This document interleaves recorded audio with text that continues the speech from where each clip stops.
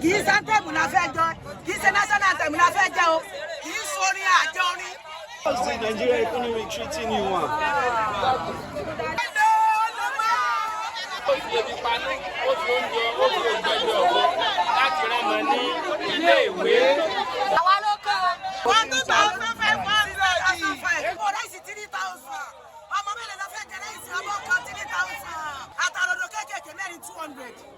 Ẹ̀wà 3,000. Bàbá Tinubu kì í ṣe bẹ́ẹ̀ lórí tẹ́ fi lọ o. Ẹ ṣàánú wa. Ẹjọ́ ẹ wá sọ fún ìjọba wa kó bá yá gbogbo ìwálẹ̀ o. This man that enter do something. He's making things worse. We are just living by God.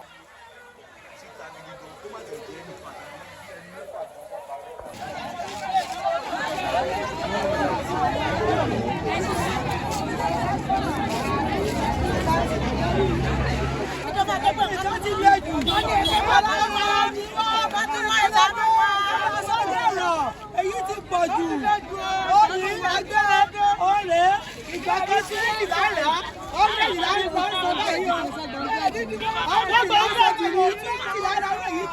So before they got this for 20,000 and now it's around 100 to 150K. Right now.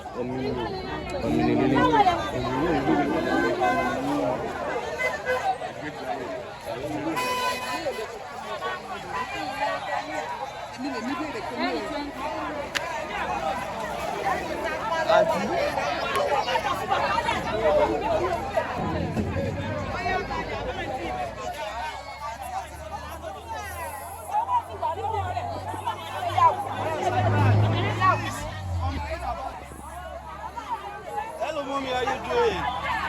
New South is here. So, all this, how's the Nigerian economy treating you? We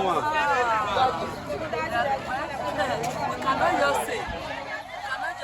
We are thinking this man that enter do something. He's making things worse. We are just living by God. How's the price inflation for last year compared to this year? This year, Like in last year, this range of plantain, this range of banana goes for like how much? Last year. It was not up to 12,000 naira last year. But now, what is the range? But now, I am even pricing it 35 and they say no. Wow, man. Look at the rate, times 3.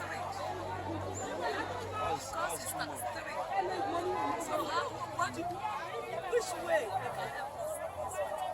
And if you don't sell this, you can't send your children to school. You can't give them a proper education. Even one just left now.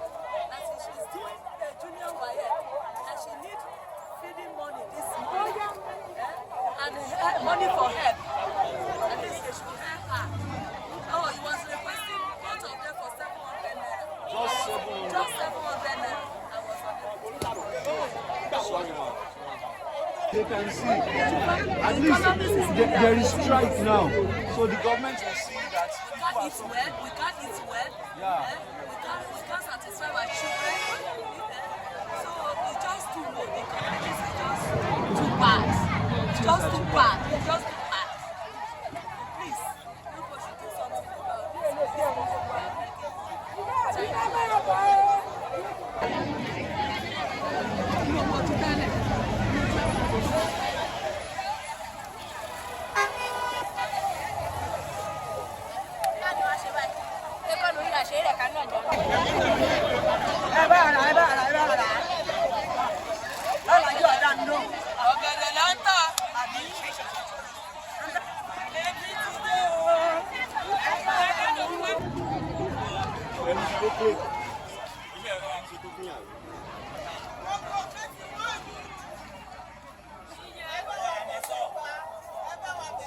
Gààrí wọn, ìrẹsì wọn, ẹ̀wà wọn, òróró wọn, kò sí tí òun wọn lórílẹ̀‐èdè wa.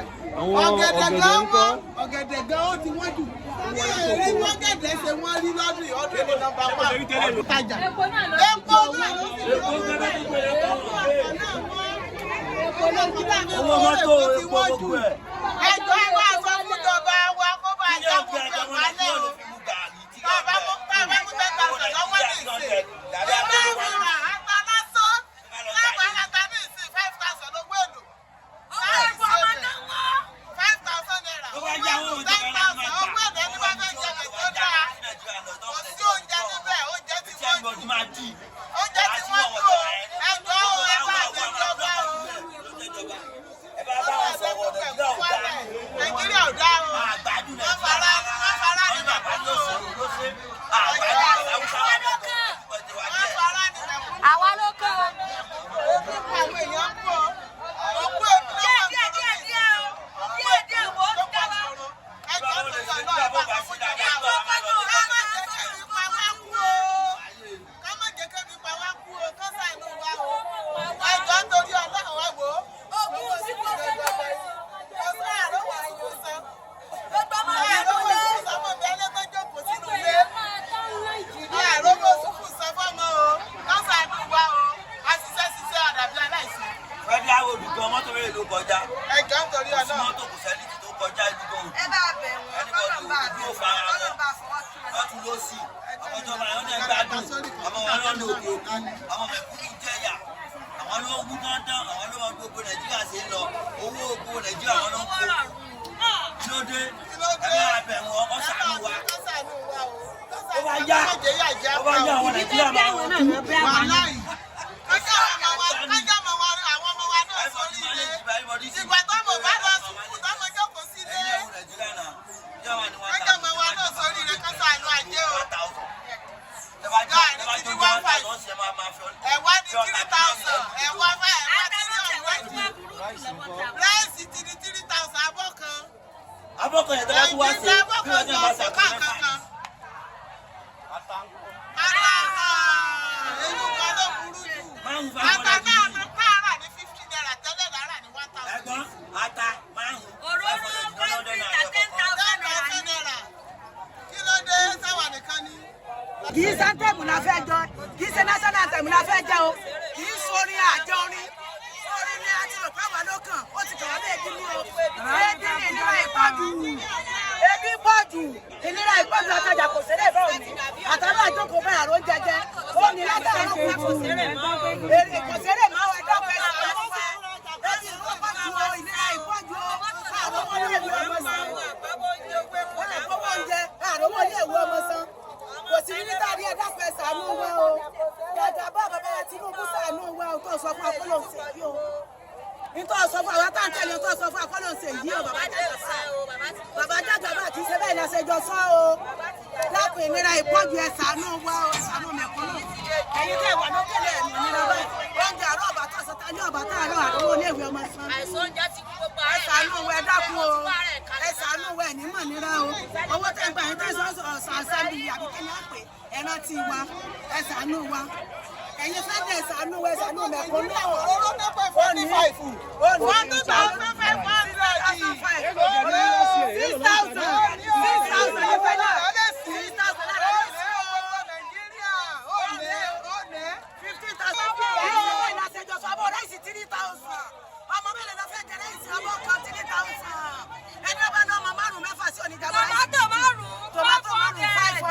tomato. Bẹ́ẹ̀ni 500.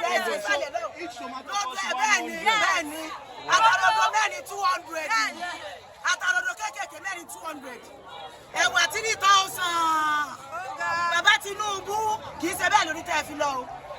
Ẹ ṣàánú wa. Ṣe jẹ́ sí ọjà Owena sir. Èmi ni Gbádébọ̀ Àgbọ̀nlá. Bá a ṣe jẹ́ sí ọjà ni pé èmi ni bákẹ́ta alága nínú ọjà ẹgbẹ́ iléeṣẹ́. Nọ́mbà tó dàbí èpè tí nǹkan lè báyìí lórílẹ̀‐èdè. Àwòye títí ọjọ́ òkun bó ṣe yẹ pé kó kún àrí èrò. pẹ̀lú àìsówó kọ́lọ́run kó bá ìṣòwò dẹ̀rọ̀ ẹ̀yin tẹ́ wà lórí àlééfà náà ẹ bá ìṣòwò dẹ̀rọ̀ àmójútó ẹ̀yin tẹ́ wà lókè àtẹ̀tẹ̀ wà ń ṣàlẹ̀ ẹ má jẹ́ yà ọ̀jẹ̀ mẹ̀kúnnù ẹni bá nífẹ̀ẹ́ sí láti wá ra nǹkan níyìn a ní nǹkan èso tó pọ̀ láti lè tà nítorí náà ilé àtọ̀nà ẹnì kọ̀ọ̀kan ó gbà yìí àlàáfíà ni wọ́n gbà yìí. Kí lórúkọ ọjà yìí sà? Ọjà Owena. So táwọn èèyàn bá ń kọjá lọ sí Oǹdó lọ sí Ọ̀ṣun ọjà Owena Tọ̀ṣun ni o. Tọ̀ṣun mo mọ̀ pé mo ṣe tí wọ́n bá ń kọjá lẹ́sprẹ̀s wọ́n máa rí ọjà yìí. Ọjọ́ mélòó ló máa ń ná? Ọjọ́ márùn-ún. Ọjọ́ márùn-ún. Compare sí ọdún tó kọjá sí ọdún yìí báwo ni nǹkan ṣe lọ sókè sí? Àlè bẹ́ẹ̀ lọ́run kó sì nǹkan máa le ọdún ìfẹ́ yàtọ̀ tó tẹ̀ yìí ó le. Ìfẹ́ èyí ń lo ọ̀nà àgbà tí ò fi le. Nílọ́po bíi márùn-ún. Nílọ́po márùn-ún ló fi le 5 times.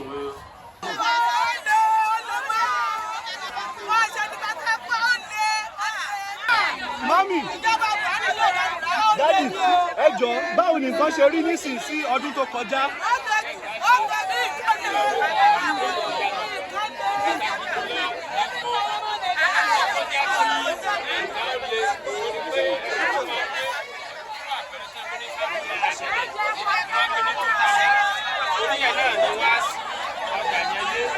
Àwọn ọjà tí wọ́n ń tà ní 2,000 sílẹ̀ ó di 8,000.